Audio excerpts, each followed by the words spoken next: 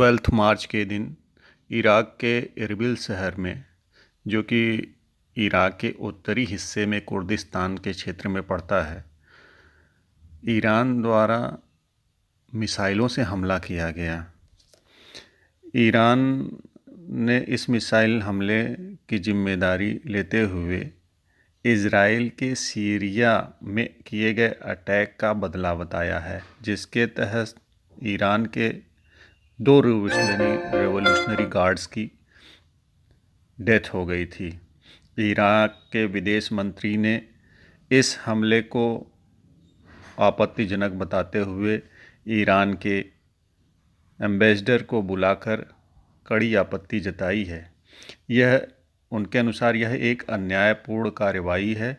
इसमें हम ईरान के विरुद्ध हैं और ईरान के विरुद्ध हम भी कार्रवाई कर सकते हैं। वहीं अमेरिका ने भी इस हमले की निंदा की है।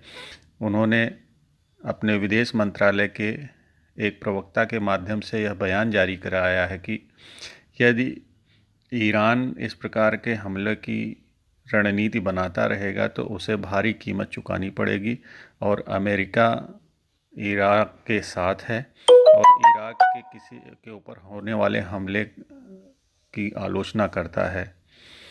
क्योंकि अमेरिका की फ़ौजें भी इरबिल शहर के एयरपोर्ट में ही निवास कर रही हैं। हालांकि किसी भी अमेरिकी सैनिक को किसी भी प्रकार की जान माल का कोई नुकसान नहीं हुआ है, लेकिन अमेरिका ने बयान जारी करते हुए चेतावनी दी है कि ईरान यदि इन हमलों पर कंट्रोल नहीं करता है तो उसको गंभीर परिणाम भुगतने पड़ेंगे। इराक में अमेरिकी काउंसलेट भवन पर हुए इस हमले में 12 से अधिक बैलिस्टिक मिसाइलें दागी गईं। एरबिल में हुए इस हमले में एक नागरिक घायल हुआ है और भवन को काफ़ी नुकसान पहुंचा है। अमेरिका ने सख्त कदम उठाने की चेतावनी जारी की है। इससे अमेरिका ईरान में तनाव और बढ़ गया है।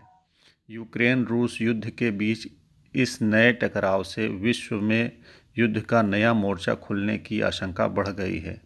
इरबिल में इस समय अर्ध स्वायत्त कुर्दिस्तान क्षेत्रीय सरकार चल रही है। वहीं अमेरिकी काउंसलेट की स्थापना की गई है। इसका भवन हाल ही में बनाया गया है।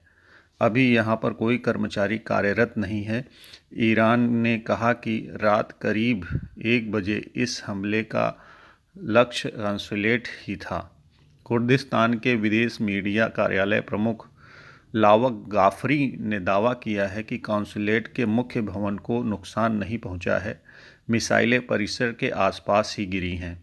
एक अन्य अधिकारी ने दावा किया कि ईरान में बनी फतेह 110 मिसाइलें इस हमले में प्रयोग की गई।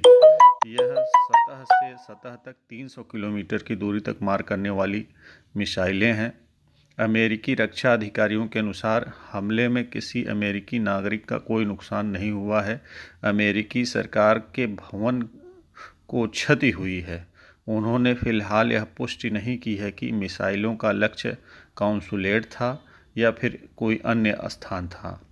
अमेरिका और ईरान दोनों के अधिकारियों ने हमले के पीछे ईरान को बताया है, लेकिन अपने अधिकारियों को प्रेस में अधिक बयानबाजी करने से रोक दिया है। वहीं दूसरी ओर ईरान के रेवोल्यूशनरी टेररिस्ट ऑर्गेनाइजेशन सिपह-ए-पासदारान ने इस हमले की जिम्मेदारी ली है। ईरान के टेलीविज़न चैनल 1 पर सिपह-ए-पासदारान ईरान ने हमले की जिम्मेदारी लेते हुए कहा कि हमला इज़राइल की एजेंसी मोसाद के इरबिल में स्थित ठिकाने पर किया गया था। उसने दावा किया कि इसमें बड़ी संख्या में लोगों के जान माल को नुकसान पहुंचा है और तैयारियों को भी नुकसान पहुंचा है। इससे पूर्व ईरान के रेवोल्यूशनरी गार्ड ने भी इसी हमले की जिम्मेदारी लेकर इसे दमिश्क हमले का जवाब माना था। इस प्रकार आरोप प्रत्यारोप का दौर ईरान में जारी है और तनाव की बड़ी विकट स्थिति बनी हुई है, क्योंकि एक ओर रूस और यूक्रेन के बीच युद्ध चल रहा है। ऐसे में यह तनाव भी विश्व को एक नए संकट की ओर धकेल सकता है। धन्यवाद।